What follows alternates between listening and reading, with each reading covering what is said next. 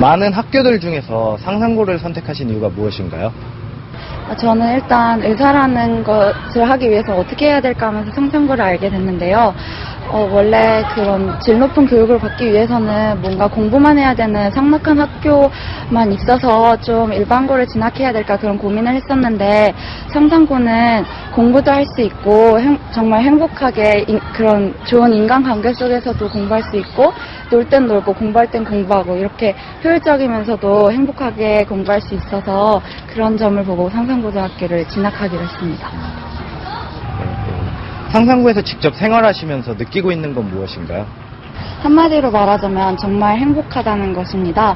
저는 그 질 높은 교육도 받을 수 있고 좋은 인간관계 속에서 행복하게 지낼 수도 있고, 그야말로 이렇게 두 마리의 토끼를 모두 잡는 것 같은 그런 행복한 느낌을 받고 있고요. 정말 배우는 게 많아서 좋습니다. 공부를 잘하는 학생들이 되게 많은데 그 와중에서 자신만의 공부법이 있으신가요? 저는 일단 태도에 관해서는 공부를 즐기려고 노력했어요. 아니, 노력하다기보단 정말 즐겼어요. 그래서 새로운 지식을 얻는 거에 대해서 굉장히 기뻐했고요. 그리고 구체적인 거에 관해서는 정말 복습은 정말 철저히 했고요. 그리고 질문이 생기면 혼자 고민하다가 친구들과도 토론을 해보다가 선생님들과도 이렇게 얘기를 나눠보는 식으로 궁금증은 바로바로 해결하려고 했습니다. 마지막으로 상상고만의 특별한 점 한 가지를 얘기해 주실 수 있나요? 여기서는 정말 행복하게 공부할 수 있는 곳입니다. 전국의 많은 학교 중에서 상상고를 선택한 이유는 무엇인가요? 제 학교 선배가 소개시켜줘서 왔는데요. 전라북도에서 가장 좋은 학교라고 들었고, 또 친구들도 되게 공부 잘하는 애들이 많이 모인다고 들었어요. 일단 근데 가장 큰 이유는 제 인생의 성공을 위해서 좋은 대학에 입학하기 위해서 온 것이 가장 크다고 볼 수 있는데요. 와서 보니까 시스템도 되게 혁신적이고 다른 일반고에서 제공할 수 없는 많은 것들을 제가 학습할 수 있게 해주니까 되게 좋은 것 같아요. 직접 상상고에서 생활하시면서 무엇을 가장 많이 느끼고 계신가요?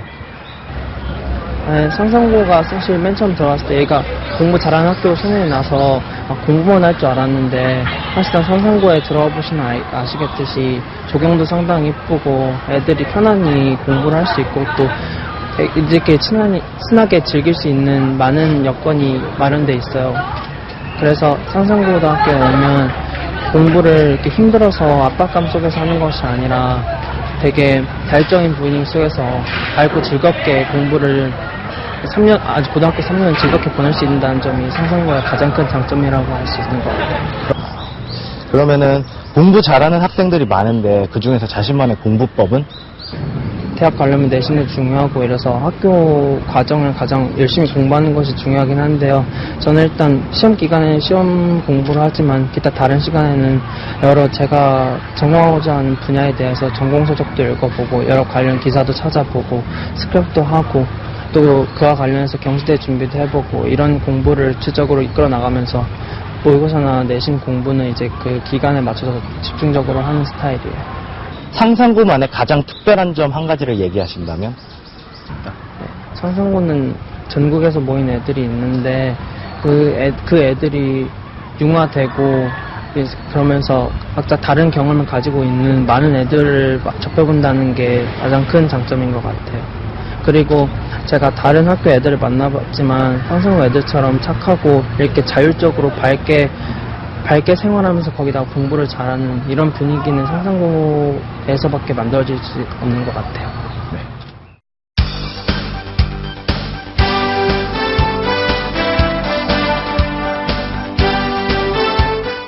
학교에 대해서 간단히 소개 부탁드립니다.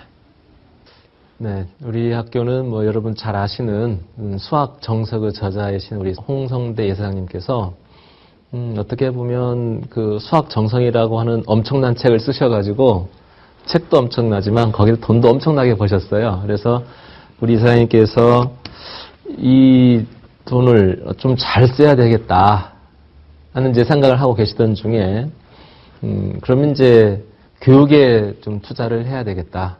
교육으로 해서 이제 좀 환원해야 되겠다라고 생각을 하셨고, 또 생각을 이제 거기에 비치시고 이제 이런저런 그 검토를 하신 결과 그 정석이라는 책이 그 고등학생들이 많이 보는 책이기 때문에 그럼 나는 고등학교에 좀 뭔가 투자도 하고 이제 환원을 해야 되겠다 해서 어떤 이제 모색하시던 중에 나온 학교가 바로 우리 학교입니다. 그래서 상산고등학교는 이제 우리 이사장님께서 어떤 그 책을 쓰셔가지고 수학 정석이라는 책을 쓰셔서 얻어진 그런 풀을 사회에 환원하는 그런 차원으로 해서 지금 운영되고 있는 학교입니다. 네. 상산고에서 생각하는 교육 철학은 뭘까요? 그래서 이제 저희가 그 어떻게 이제 기르고자 하는 인재상이라고 할까요? 이제 그 면에서 말씀을 드리자면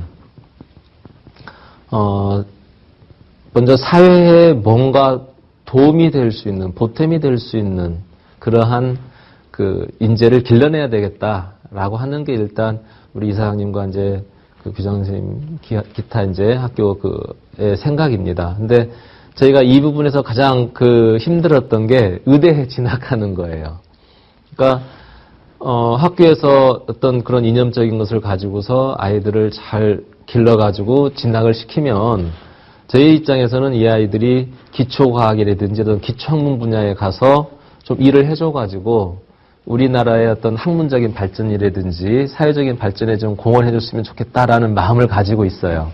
그런데 그 아이들이 의대를 너무 많이 가가지고 이사님께서 몇 년 전에는 신문에 기고도 하시고 이렇게 우수한 인재들이 어떤 흰 가운을 너무 선호해가지고 그 의학 분야로 빠져나가는 게 너무 아깝다. 그래서 저희들 의대에 많이 쓰면 소리 듣습니다. 상산고에서 생각하는 글로벌 리더란 어떤 사람이고 글로벌 리더가 되기 위한 조건은 뭘까요? 그럼 이제 저희가 어떤 그런 인재상이라고 한다면 이제 저희가 그러면 이제 학생을 선발을 하는 과정에서 과연 그럼 상산고등학교에서 어떤 학생을 원하는지 그게 곧 답이 될 것 같아요. 근데 우리 학교에서 원하는 학생은 실력 있는 학생입니다. 네, 실력 있는 학생 일단 원하는데 그 전제 조건이 있습니다. 도덕성을 갖춘 실력 있는 학생입니다. 그러니까 실력 있는 학생이 도덕성이 떨어지면 정말 머리 좋고 우수한 친구들이 도덕성이 떨어지면 이건 사회의 무기입니다.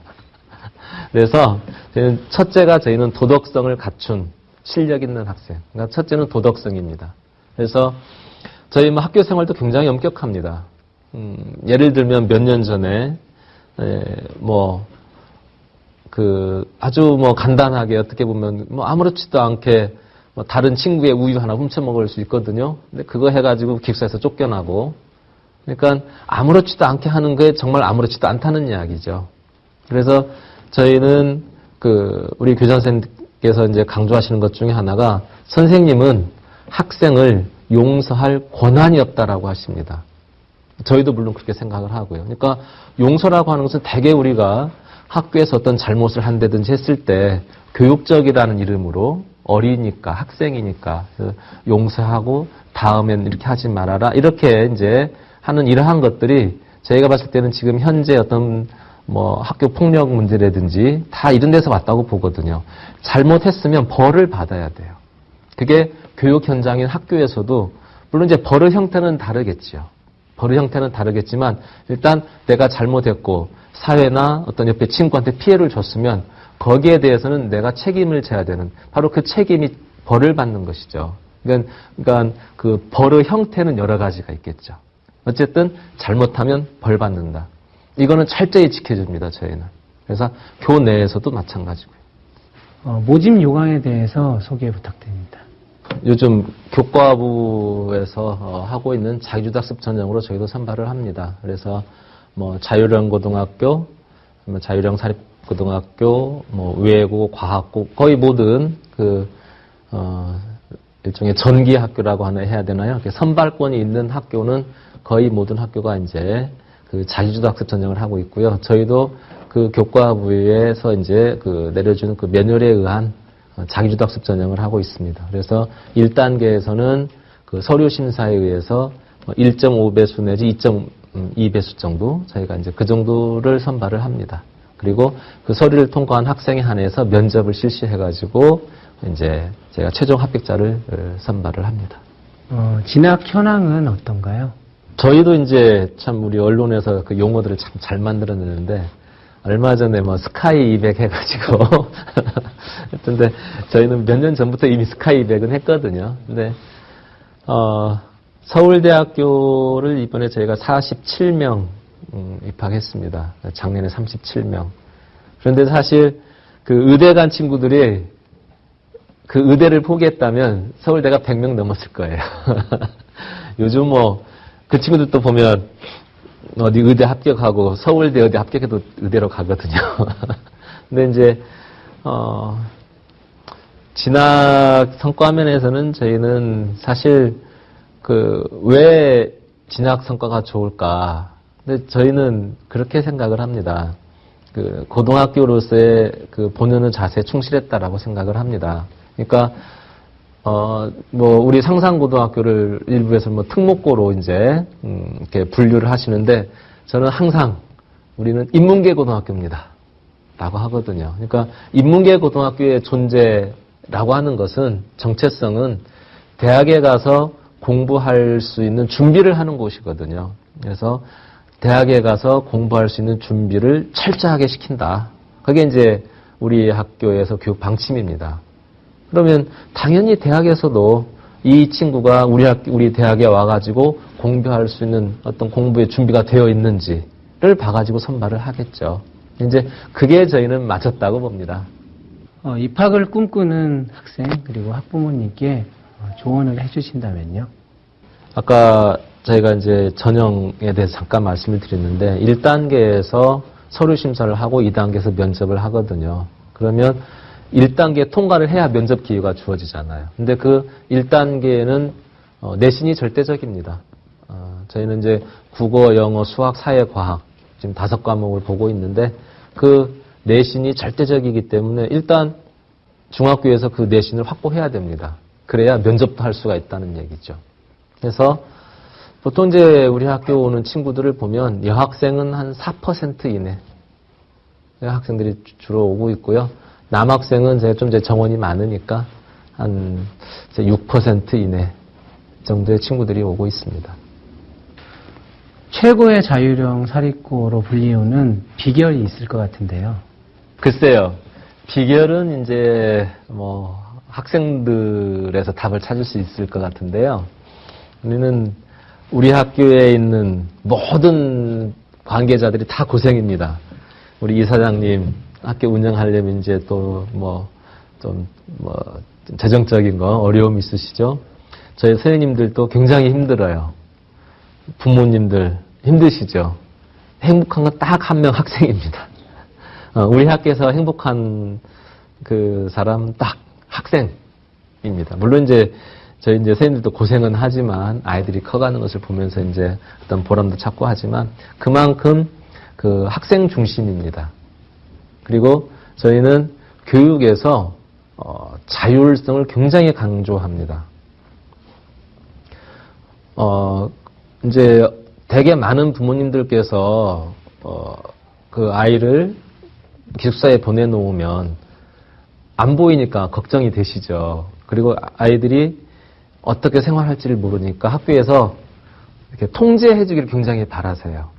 그럼 이제 저희는 그런 부모님께는 우리 상산고등학교는 감옥이 아니다. 수용소가 아니다.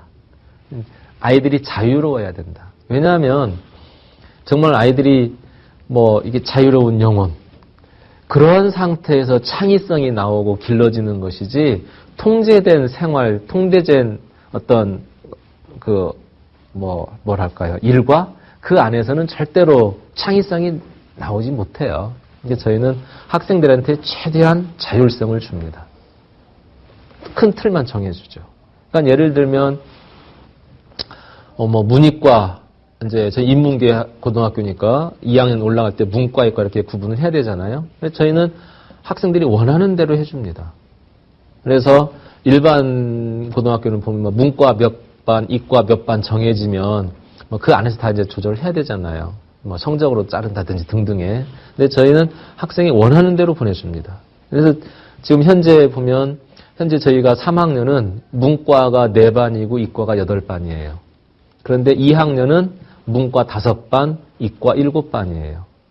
그러니까 학생들에게 선택을 하게 했으면 저희는 그 선택은 최대한 존중해 줍니다. 그냥 결국에 그것은 뭐냐면 학생들이 선택한 건 학생이 책임지라는 얘기죠. 선택하게 해놓고 못하게 하면 그거는 선택을 준 게 잘못이죠. 그래서 저희는 학교 전체적인 어떤 그 운영 방침이 특히 이제 우리 교장 선생님께서도 자율성을 굉장히 중요시 여기고 있습니다. 면접 전형은 학생들이 어떻게 준비하면 될까요? 면접에서 중요한 거는 말 잘하는 학생을 뽑는 건 절대 아닙니다. 되게 이제 물론 이제 저희 선생님들도 면접을 하는 선생님들도 인간이기 때문에 인간인지라 뭐 예뻐 보이고 말 잘하는 학생한테 호감이 갈 수는 있어요. 근데 저희가 그 선생님들한테 지침을 다 드리거든요. 안 되는 것 중에 하나가 말 잘하는 학생한테 좋은 점수를 주는 거거든요. 그리고 저희는 그 면접하시는 선생님들께서 점수를 주는 것이 아니라 등급만 줍니다. 점수는 이제 저희가 나중에 부여를 하고요. 근데 저희는 말을 못한다 할지라도 일단 그 학생의 어떤 뭐랄까 면접에서 중요한 건 뭐 인성이라든지 이러한 항목들이 보이거든요. 말을 해보면. 그래서 이제 하고 또 저희는 이제 다른 학교하고 좀 차이가 있다라고 한다면 서류에 대한 점수가 없어요. 저희는. 그러니까 예를 들면 추천서, 학습계획서, 이제 금년부터는 또 뭐 자기 개발 계획서로 바뀌었거든요. 그거에 대한 점수는 없습니다. 그걸 점수를 하다 보면 그건 글쓰기에 대한 점수가 될 수도 있고요. 어떤 그 아이의 뭐 잠재력을, 실력을, 능력을 그건 아니고 오히려 글쓰기 점수가 될 수도 있고 또 그런 것 때문에 오히려 사교육이 유발될 수도 있거든요. 근데 저희는 그 자체는 점수를 주는 그런 평가는 하지 않고 면접의 소재를 찾습니다. 그러니까 학생들이 제출하는 그 서류들을 보고서 저희 이제 그 선생님들께서 질문을 추출하세요. 바로 그 질문 추출하는 소재지 그 자체를 평가하지는 않습니다. 그럼 결국에 저희가 이제 어떤 질문을 추출했으면 그 질문을 학생이 했을 때 그 질문에 대한 답의 어떤 내용을 보고 평가를 하지 말을 잘해서 미사역을 쓰고 그런 전혀 말 잘하는 친구를 원하지는 않습니다. 상상고만의 차별화된 프로그램이 있다면 어떤 게 있을까요? 우리 이사장님께서 이제 가장 강조하신 것 중에 하나가 우리 이 상산의 동산에 오는 그 학생들에게 꿈을 심어주고 또 그 꿈을 이룰 수 있도록 우리가 도와줘야 된다. 우리가 이제 이끌어줘야 된다라고 하는 그런 것에서 이제 이루어진 프로그램이 전에 말씀드린 명사특강, 초청특강이 있거든요. 그래서 사회 각 분야에서 차타가 공인하는 정말 성공적인 삶을 살았다 하시는 분들, 법, 또는 물론 이제 경제, 또는 신문, 언론 쪽 등등 여러 분야에서 명사 초청해서 이제 듣습니다. 특강을. 이제 그런 명사 초청 특강 프로그램이 있고요. 그다음에 이제 또 말씀드린 아까 양서 읽기 프로그램. 그래서 이제 일주일에 2시간씩 정규 수업 시간에 편성이 돼 있어 가지고 이제 책을 읽고 토론하고 그렇죠? 나와 어떤 다른 친구의 어떤 다름을 이해하는 그러한 토론 프로그램으로 진행되는 그 양서 읽기 시간이 있고요. 또 이제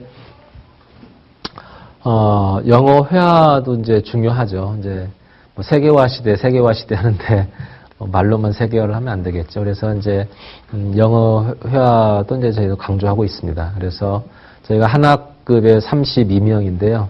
영어 회화 시간이 되면 둘로 나눕니다. 그러니까 32명을 듣고 수업을 하면 조금 내성적인 친구들은 말 한마디도 안 해도 그냥 영어 회화 수업이 지나가거든요. 그건 영어 회화 수업이 아니거든요. 그래서 그 영어 회화 시간에는 그 한 학급을 둘로 나누어 가지고 16명씩 나눕니다. 반을. 그래서 따로 수업을 해요. 그럼 이제 다 말하면서 지나갈 수밖에 없게 되겠죠. 그래서 이제 그런 영어 회화 프로그램도 있고요. 그다음에 저희는 이제 일반 고등학교에서는 흔히 보충 수업이라고 하죠. 근데 방과 후 학습이죠. 근데 저희는 그게 없습니다. 그래서 정규 수업이 8교시까지 진행이 돼요. 그리고 이제 저희는 특강을 진행을 합니다. 그래서 학기 중에는 이제 밤에 저녁 때 하는 야간 특강. 이제 방학 중에 하는 방학 특강. 그래서 이제 특강 프로그램 운영이 되는데, 특강 프로그램은 완벽하게 학생 자율입니다. 먼저 선생님들께서 나는 무엇을 강의하겠다라고 하는 강의 이제 제목과 내용을 이제 공고를 합니다. 그러면 뭐 수학을 예를 들자면 뭐 나 수 2를 하겠다, 수 2를 하겠다, 또는 이제 뭐 그 단원별로 내용별로 뭐 지수함수를 하겠다, 삼각함수를 하겠다, 이런 별로 뭐 분야별로 난이도별로 선생님들께서 강의를 하시겠다라고 하는 것을 이제 공고를 합니다. 그럼 그걸 보고서 학생이 나한테 필요한 게 뭔지 체크해가지고 자기가 필요한 것만 듣습니다. 내가 필요하지 않으면 하나도 안 들어도 돼요. 방학 때도 마찬가지입니다. 방학 때도 학교에서 이러이러한 프로그램 진행한다라고 이제 공고를 합니다. 그랬을 때 내가 들을 프로그램 있으면 학교에 남아서 듣고, 그렇지 않으면 집에 갑니다. 방학 때도. 그래서 이제 그런 몇몇 프로그램들이 그야말로 이제 어떤 아이들이 다르거든요. 그 실력도 다르고 생각도 다르고, 그래서 이제 그런 면들은 좀 고려하고 있고요. 그다음에 이제 수업도 저희는 이제 오래전부터 특히 이제 수학의 경우에는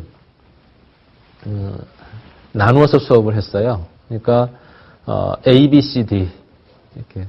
그러니까 우수한 학생들이 오지만 그 안에서도 하다 보면, 그러니까 잘하는 학생도 있고 조금 못하는 학생도 있거든요. 특히 이제 수학 같은 경우는 실력 차가 많이 났을 때 같이 수업하기가 제일 힘든 게 수학이라 그래요. 그래서 저희는 이제 뭐 수학이 강조되는 학교지만, 그래서 수학 수업 시간은 이제 A, B, C, D 이 네 반으로 나누어 가지고 수업을 합니다.